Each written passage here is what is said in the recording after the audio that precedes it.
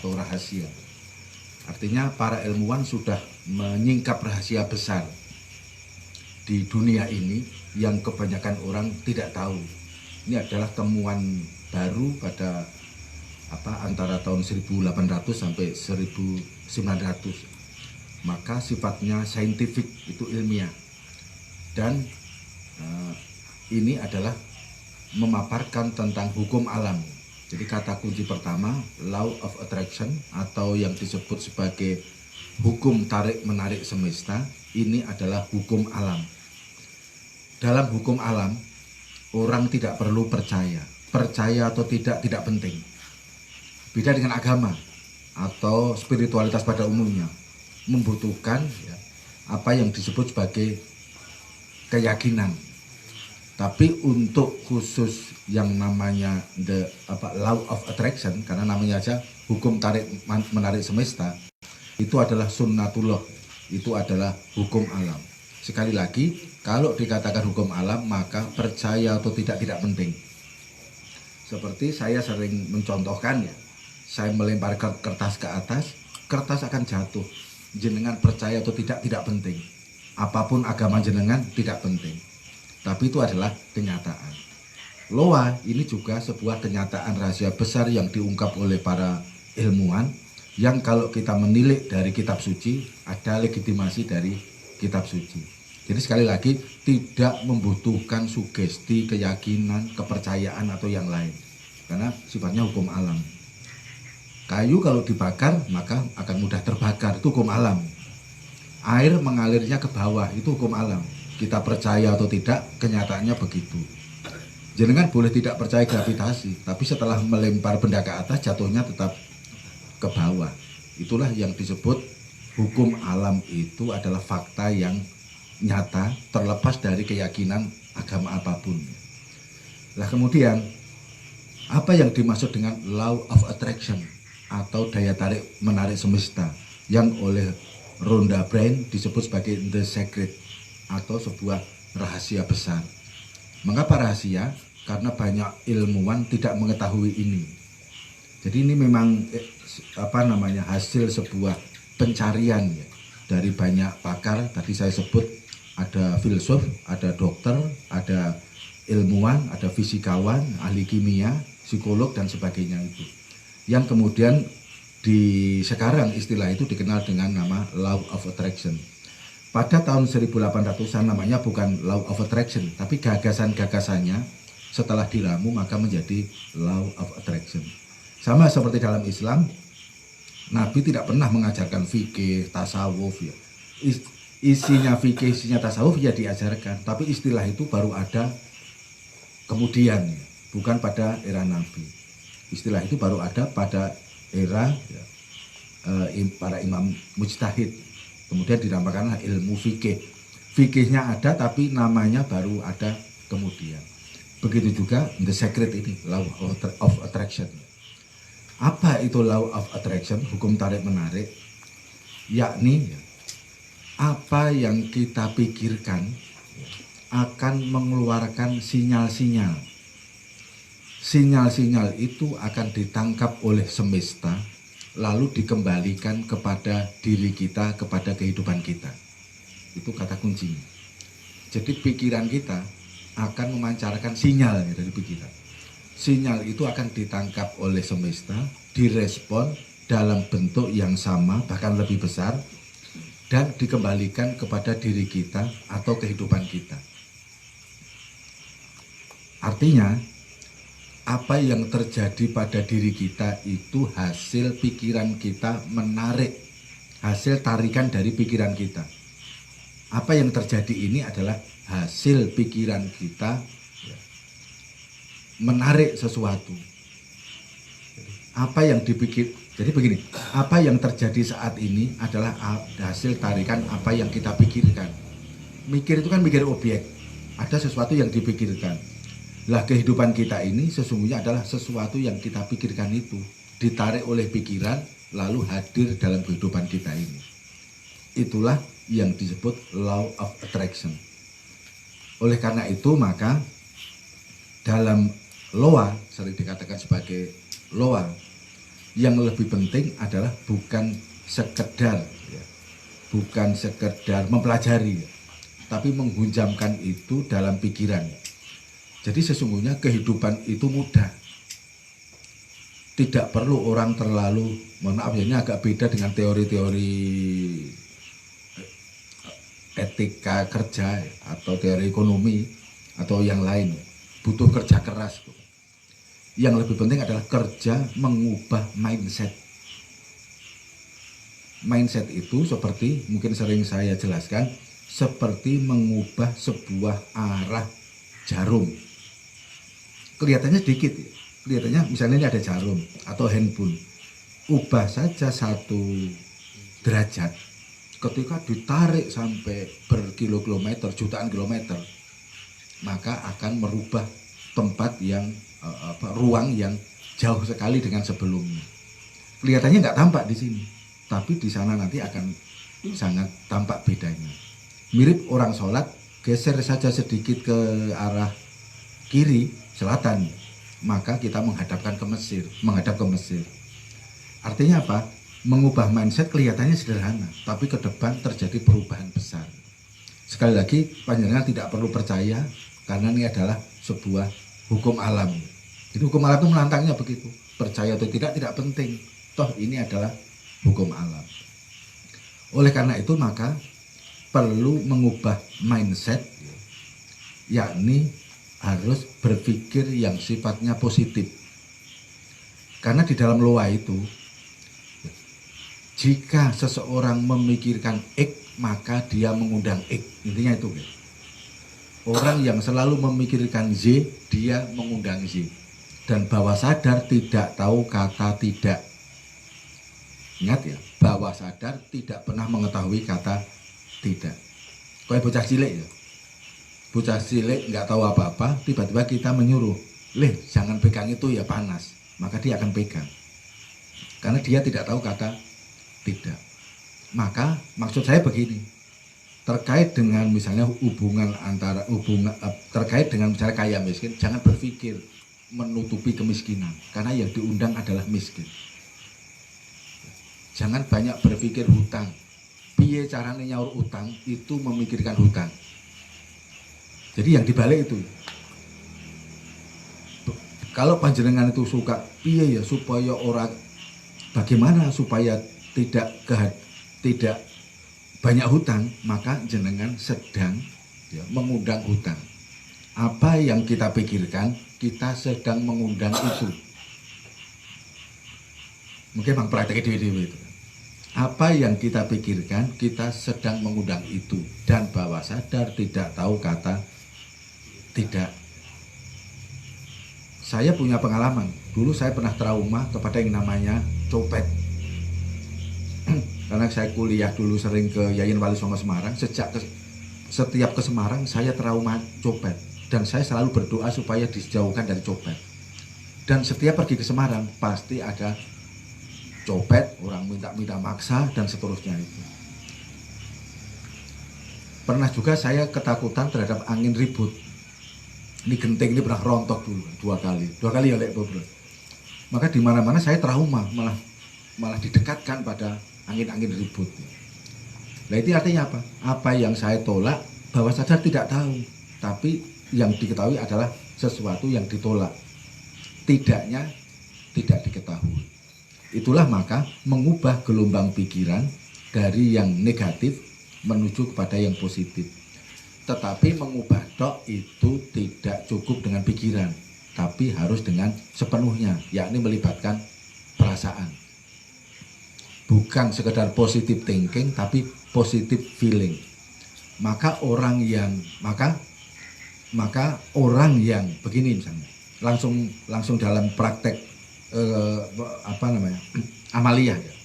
Orang yang sering sedekah dia akan makmur, dan itu sudah dijanjikan oleh Rasulullah, oleh Allah dan Rasulullah ya. Tangan di atas lebih baik dari tangan di bawah, bukan sekedar ajaran moral biasa. Orang yang memberi, bukan memberi ngantenan ya, ini ngantenan nggak masuk, waliman nggak masuk. Sebab itu kadang kepeksa, main ngekei piro, saiki piro itu kan. memberi tentu dengan ikhlas ya, maka dia bawah sadarnya mengatakan saya adalah orang makmur. Itu pasti. Coba misalnya jenengan di jalan melihat orang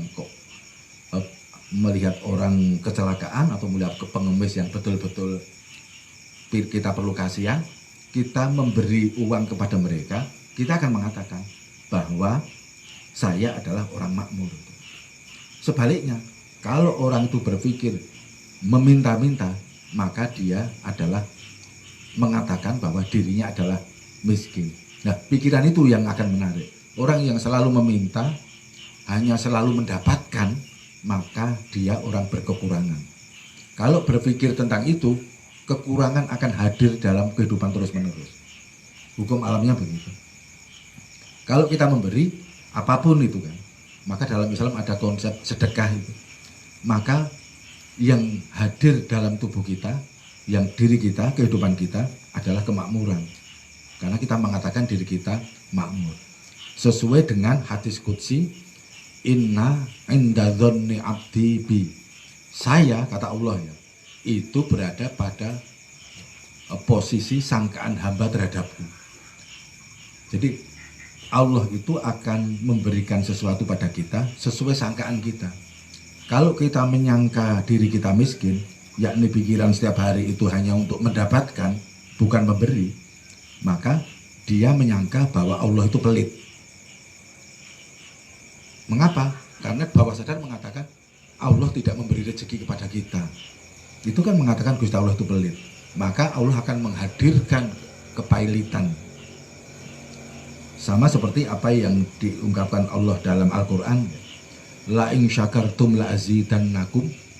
Barang siapa bersyukur, maka aku akan menambah nikmat kepadamu. Ciri bersyukur yaitu tadi, memberikan sesuatu kepada orang lain adalah bentuk syukur. Yang kedua, bentuk syukur harus rasa senang. Jadi kalau memberi karena keterpaksaan, cah sekolah bayar SPP, itu tidak masuk. Karena terpaksa kan, orang bayar paling ya di koncuti atau DO itu terpaksa. Memberi dalam ruang hati yang nyaman. Maka itu sama dengan mengatakan saya adalah orang makmur. Maka setiap orang memberi dengan catatan tadi ya, dengan ikhlas, nyaman, senang, maka dia sesungguhnya sedang bersyukur, dia sedang berbaik sangka pada Allah. Buktinya berbaik sangka, ya saya makmur, diberi kemakmuran Allah itu kan. Maka kemakmuran akan datang dan itu pasti ya. Kecuali kita sudah tidak percaya kepada ayat.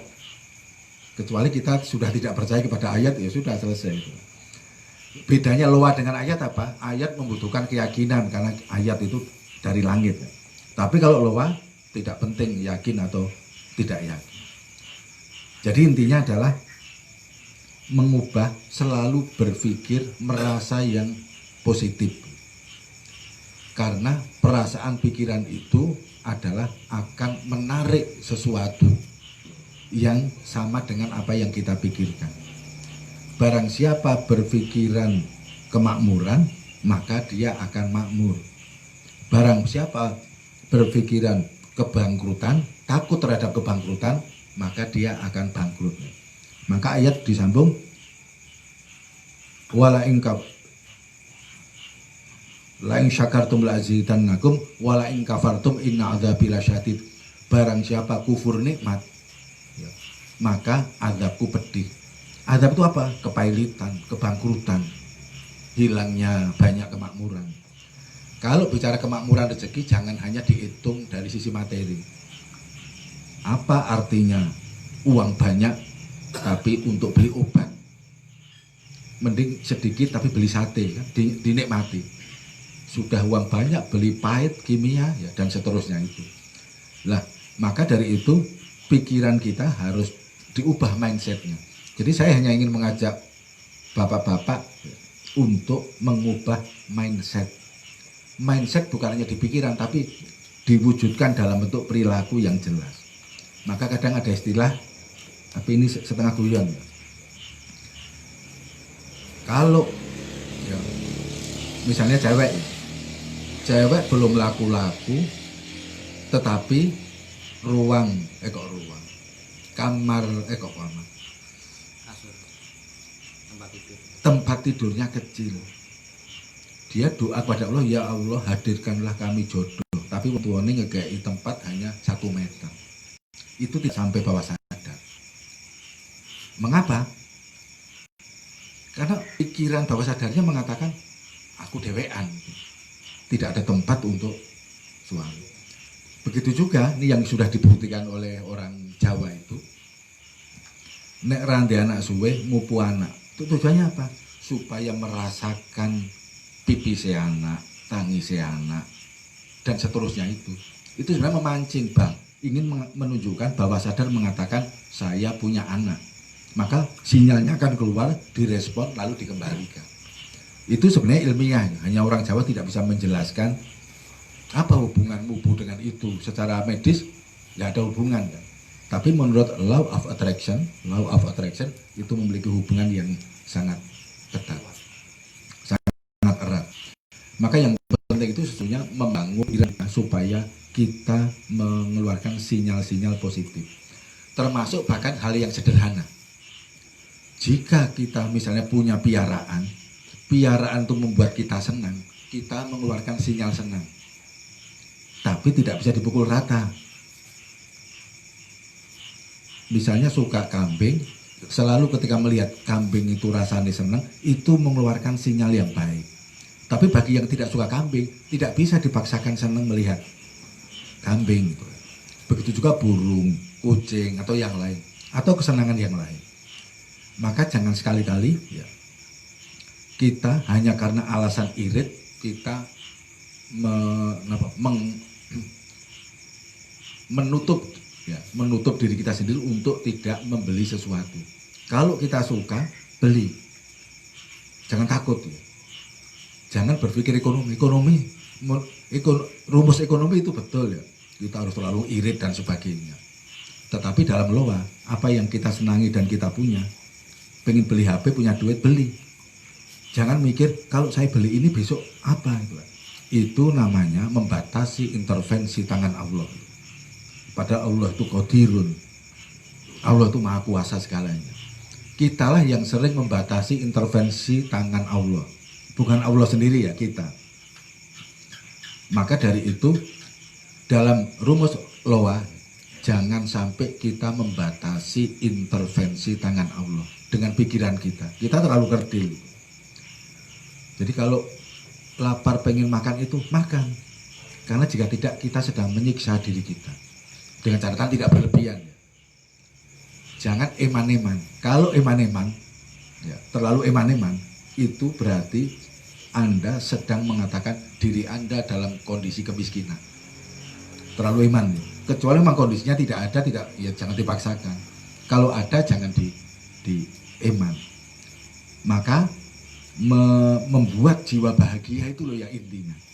Bukan pada pemborosannya. Membuat jiwa itu menjadi bahagia.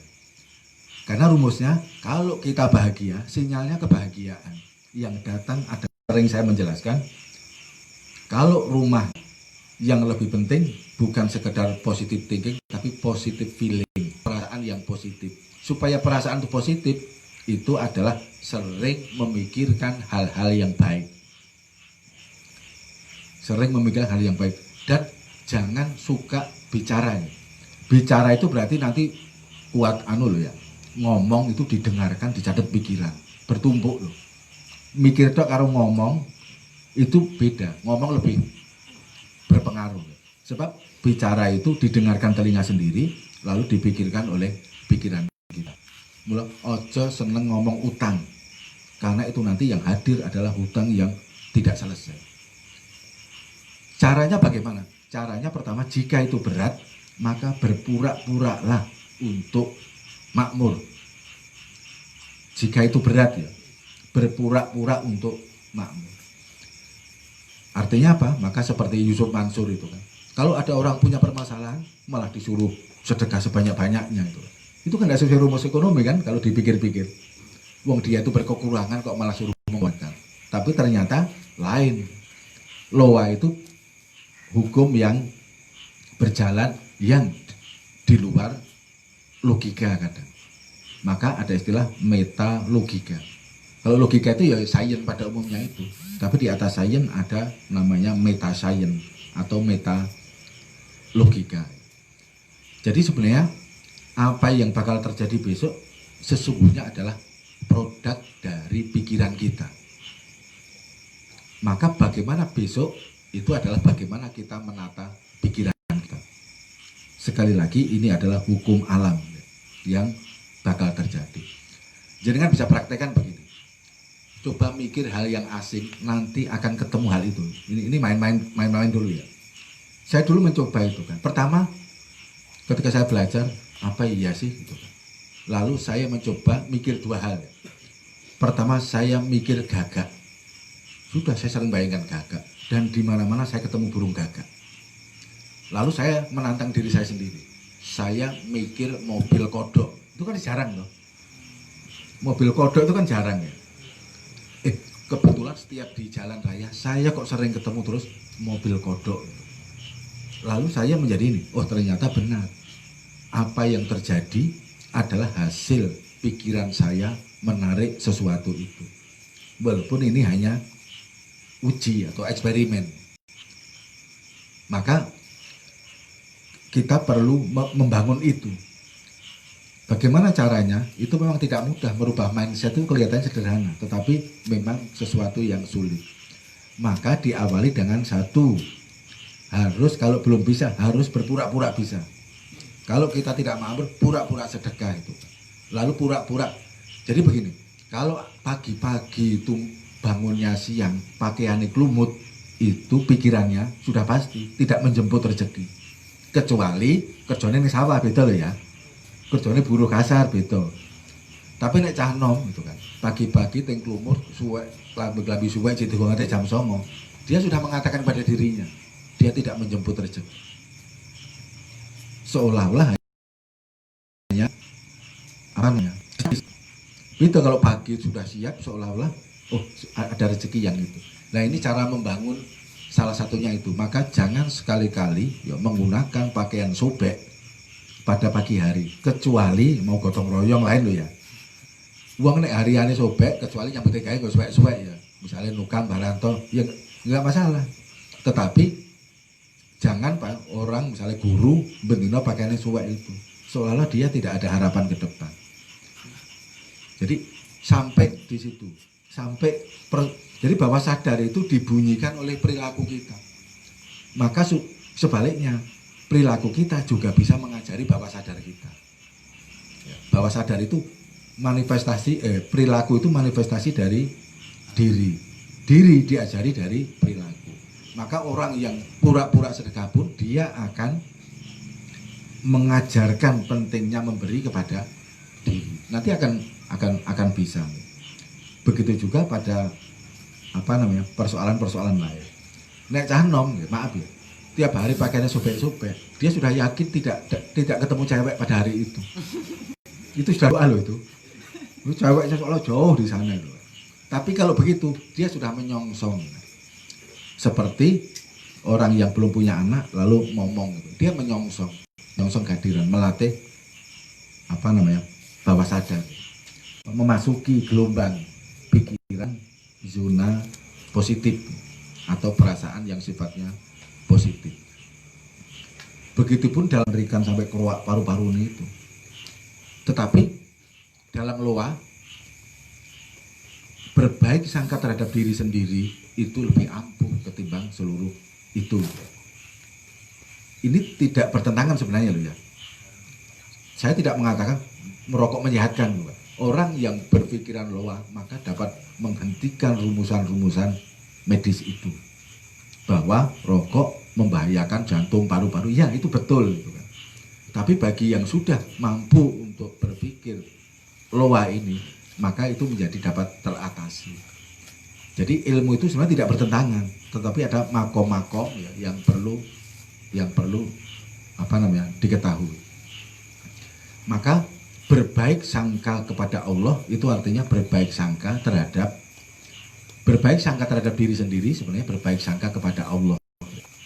Bahwa diri kita sehat, diri kita aman, masa depan kita mulus, itu adalah doa dan itu berbaik sangka kepada Maka orang yang berdoa, sesungguhnya yang berdoa adalah bawah sadar, bukan kata-kata. Sekali lagi, yang berdoa adalah bawah sadar, kata hati, bukan kata apa yang disampaikan oleh mulut. Disitulah maka orang setelah berpikir, jadi begini, berpikirlah positif, berperasaanlah positif, biarkan Allah melalui semesta akan mengeksekusi. Bahasanya begitu, bahasa sederhananya. Kita perlu berpikir positif, berperasaan positif, selanjutnya serahkan pada Allah. Nanti akan melalui anasir-anasir semesta akan mengeksekusi apa yang kita pikirkan. Jadi rumusnya sebenarnya sederhana itu. Tapi mengubah itu tidak mudah kecuali dengan langkah-langkah ya. Langkah-langkahnya ya tadi adalah dengan sering perenungan, sering berbaik sangka, atau yang bawaan. Sekedar contoh, mengapa anak bos itu menjadi bos? Karena sejak kecil dia sudah ditanamkan oleh orang tuanya bahwa dia adalah bos. Jadi kadang kemaki dalam konteks ini ya, itu punya makna positif. Sehingga pikiran-pikiran yang dikeluarkan adalah bukan kemakinya, tapi perasaan dia itu orang berpunya. Itu yang penting. Jadi yang lebih penting sebenarnya perasaan bahwa dia itu berpunya, itu berarti doa, dan itu akan direspon dengan kemakmuran. Bagaimana anak orang miskin? Ya orang miskin harus diajari bagaimana dia punya perasaan orang berpunya. Buktinya apa? Orang miskin yang sering sedekah berarti dia memiliki perasaan sebagai orang berpunya. Maka disitulah kemakmuran akan mendatangi. Sehingga setelah kita memahami ini, maka diperlukan upaya positive feeling, berbaik sangka terhadap diri sendiri, yang itu artinya berbaik sangka kepada Allah, dan itulah arti tawakal yang sesungguhnya. Tawakal itu kita memohon, lalu kita pasrah kepada intervensi tangan Allah. Kerja kita mengalir. Tawakal bukan diam statis, tapi bukan kerja keras dengan meniadakan intervensi tangan Allah. Maka kerjanya mengalir. Maka kerja paling cerdas sesungguhnya adalah tawakal. Karena tawakal itulah kita membuka peluang seluas-luasnya kepada intervensi tangan Allah melalui anasir-anasir semesta. Jangan berpikir bagaimana Allah mewujudkannya. Itu berarti ngilani Gusti Allah ya. Kalau kita berpikir, apa iya sih aku bisa seperti itu ngilani kekuasaan Allah. Itu bahaya dalam konteks akidah yang sesungguhnya. Kita bisa jadi hafal tentang sifat-sifat Allah, tapi praktek kehidupan kita kadang-kadang justru kita meragukan Allah itu, meragukan kekuasaan Allah itu. Maka ini bisa dibuktikan. Coba nanti setelah ini, boleh yang langsung atau yang main-main. Coba jangan mikir barang langka. Sering mikir barang langka, bayangin barang langka. Nanti akan sering ketemu barang langka itu. Atau yang langsung malah itu kan, berbaik sangka terhadap diri sendiri dengan praktek-praktek itu. Yakni praktek sering memberikan memberikan berkah ya kepada orang. Orang yang memberikan sedekah, berkah atau apapun, sedekah itu bisa apapun. Berarti dia sudah berdoa di bawah sadarnya, ya Allah, saya adalah orang yang berpunya. Kalau sudah doa itu, maka sebagaimana firman Allah, ud'uni astajib lakum, berdoalah kepadaku, pasti aku mengabulkan. Itu kan janji Gusti Allah itu kan. Oleh karena itu maka jangan sering ya, tidak fokus kepada tujuan. Jangan sering tidak fokus pada tujuan. Jadi bahkan sampai dipraktekkan begini ya. Gambar-gambar di rumah itu penting. Gambar-gambar di rumah. Anak kecil kok diberi pesawat, gambar, itu penting. Meningkatkan imajinasi dan itu menancap di bawah sadar. Maka tidak bagus anak kecil kok dolanannya becak terus itu. Itu mendidik yang tidak bagus tuh. Ya pesawat lah, bis, Apollo dan seterusnya itu. Supaya apa? Mainan itu menancapkan ke dalam bawah sadar. Untuk itu maka latihan-latihan itu bentuknya harus sering dengan imajinasi. Maka kekuatan imajinasi itu kekuatan otak kanan ya. Kalau kritis itu otak kiri. Jadi kalau bagaimana saya membenahi HP servis itu otak kiri. Tapi bagaimana saya menfungsikan HP untuk bla bla bla itu sudah otak imajinasi. Bagaimana saya menggunakan HP untuk bisnis itu otak imajinasi. Lah, untuk terkait dengan spiritualitas itu ini adalah pemanfaatan otak kanan atau otak imajinatif. Seluruh nabi dan wali menerima wahyu dari wahyu samawi itu melalui otak kanan atau imajinasi. Tidak mungkin otak kiri. Maka kemampuan otak kanan itu luar biasa. Maka kata Einstein, kebanyakan manusia itu hanya 4%. Tambah 1% saja sudah menjadi orang luar biasa. Maka Einstein itu ketika menemukan banyak hal, dia melalui meditasi atau kontemplasi dengan penguatan otak kanan. Maka diceritakan Einstein itu pegang piring. Kalau dia masih sadar betul itu masih kondisinya pikirannya masih banyak. Tapi ketika piring itu jatuh dia sudah tertidur. Gelombang paling baik adalah gelombang ketika orang di antara namanya alfa ataupun theta. Di 3 MHz kurang lebih kalau ada ukuran itu. Dia liut-liut itu. Ketika liut-liut itu pikirannya adalah sesuatu yang luar biasa. Dia menemukan banyak teori, temuan-temuan baru itu dari kondisi itu. Bahkan sampai dikatakan tidak ada temuan baru tanpa pengembangan otak kanan. Otak kiri itu kan nanti kelanjutannya. Tapi otak kanan ini adalah hal yang paling awal. Berimajinasi menemukan lampu misalnya. Lalu kemudian terjadilah proses-proses untuk menemukan itu. Kembali ke loa, bagi kita yang penting adalah berpikir dan berperasaan positif dalam hal apapun. Yang kedua, jangan memikirkan sesuatu yang buruk. Misalnya contoh konkret gini, komputer rusak ditunda-dandani, hentikan itu. Karena nanti ya, justru pikiran yang hadir itu adalah rusak, maka akan ngorot-ngorot, beli baru. Tapi bukan yang sampai yang besar-besar ya. Maksudnya setiap hari komputer digunakan tapi komputer kok rusak-rusakan terus, didol, karena dia akan menyiksa, ganti baru. Kalau berpikir wah iman-iman, itu kena rumus yang kedua. Kalau orang iman-iman berarti kita mengatakan diri kita tidak punya. Jangan praktekilah dan nanti akan bisa cerita sendiri lah bagaimana loa ini, hukum ini berjalan.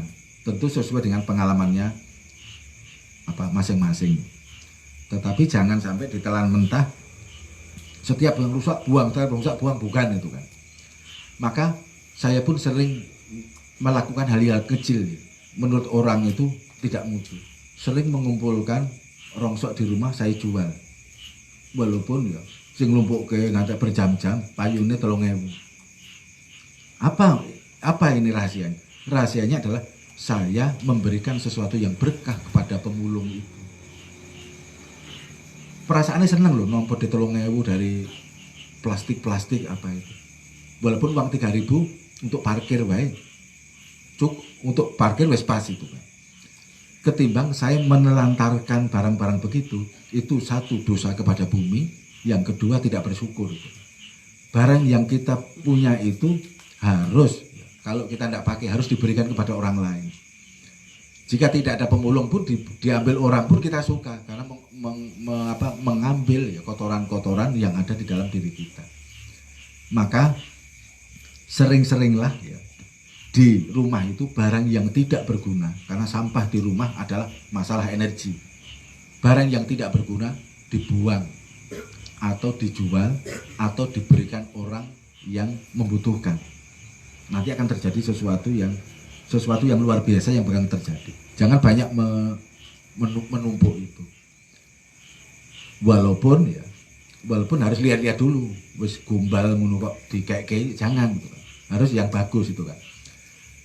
Bagaimana kalau gombal? Ya gombal harus digunting dulu. Nanti statusnya bukan baju lagi. Wis gombal itu kan. Jangan sampai pecis haji mau ngelap kan. Atau koko tinggal ngelap, dipotong dulu biar dia jadi gombal. Kalau begitu itu namanya pikiran positif ya. Tapi baju jadi tidak bagus nanti kena mus lain ya. Kemudian termasuk ini contoh-contoh sederhana ya. Kalau pas makan begini, jangan mengambil hidangan terakhir.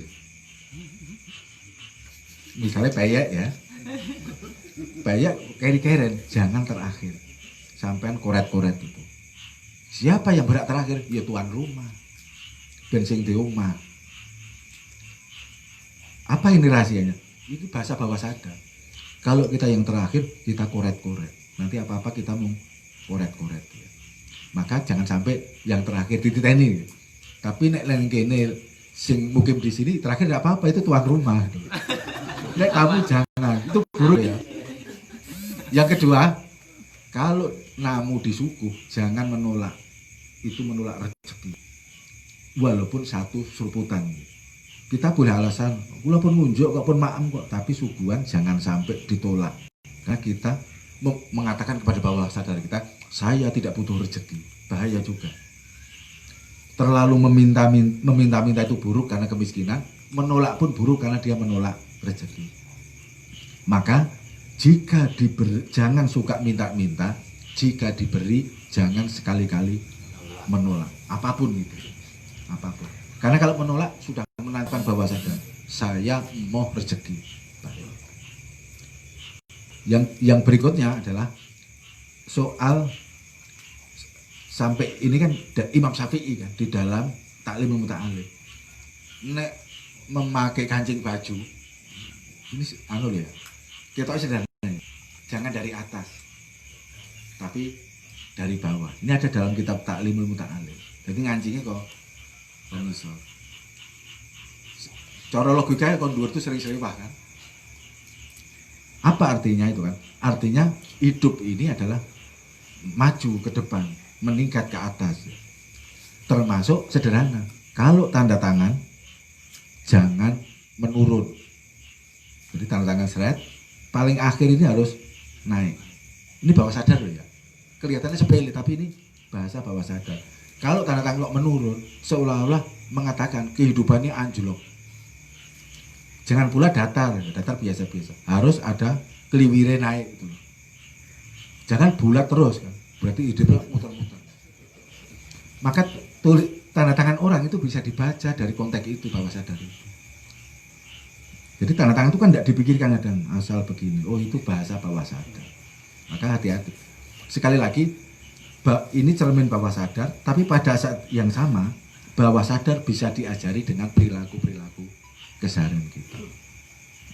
Maka orang yang selalu memberi dalam konteks apapun, paling tidak pikirannya itu pikiran memberi, dia akan mendapatkan itu. Memberi itu artinya sudah menerima. Ini rumus ya. Memberi artinya menerima.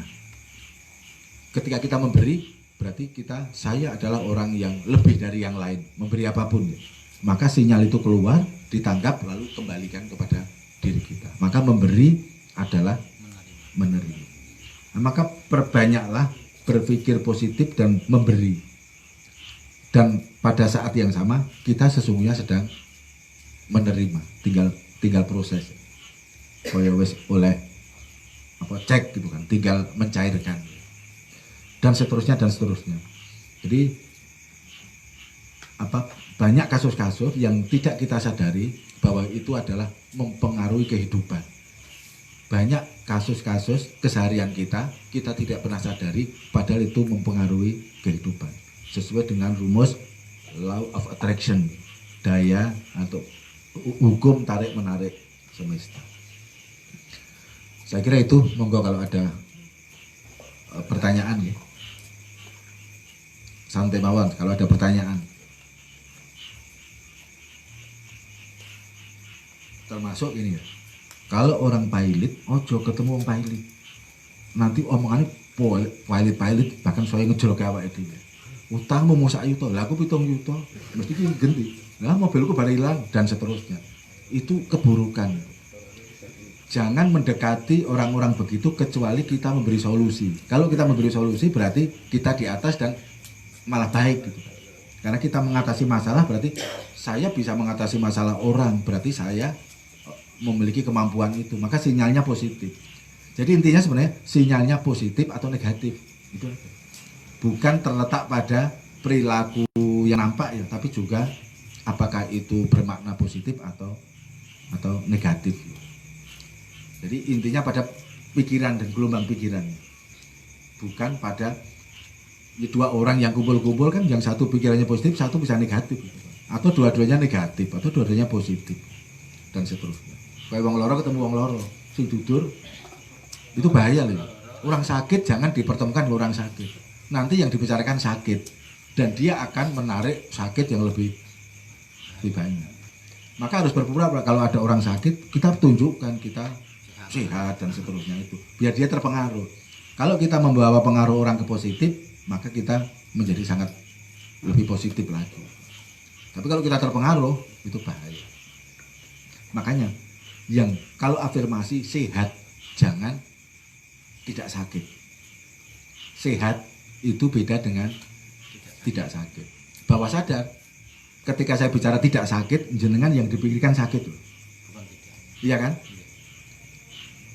Ora loro, berarti loro sing bawah sadar itu. Berarti pikiran kita loro. Misalnya, ojo pegang HP, pikiran jenengan pasti HP. Walaupun sebelumnya mikir sawah, tiba-tiba orang ngomong jangan mikir HP, malah dipikir sejak ada perintah jangan. Karena bawah sadar tidak tahu kata tidak. Maka jangan berpikir tidak sakit, jangan berpikir tidak miskin, tapi berpikirlah makmur, berpikir sehat. Perkataan itu sekali lagi sangat mempengaruhi kehidupan. Perkataan mempengaruhi pikiran, pikiran kehidupan, dan seterusnya.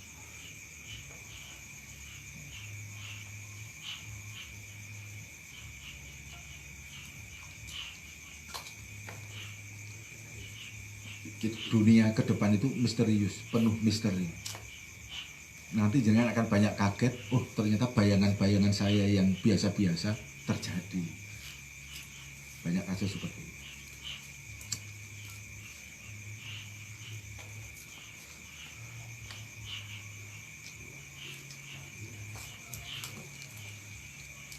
Iya, saya. Ya. Saya itu sering doa, terutama di sholat itu yang menurut ajaran Nabi yang Allahumma inni a'udzubika minal hammi, Ya. dan sepertinya ini wa a'udzubika minal wala tapi tadi wa Ya, ya, betul. gitu. Karena saya punya utang gitu. Seperti itu.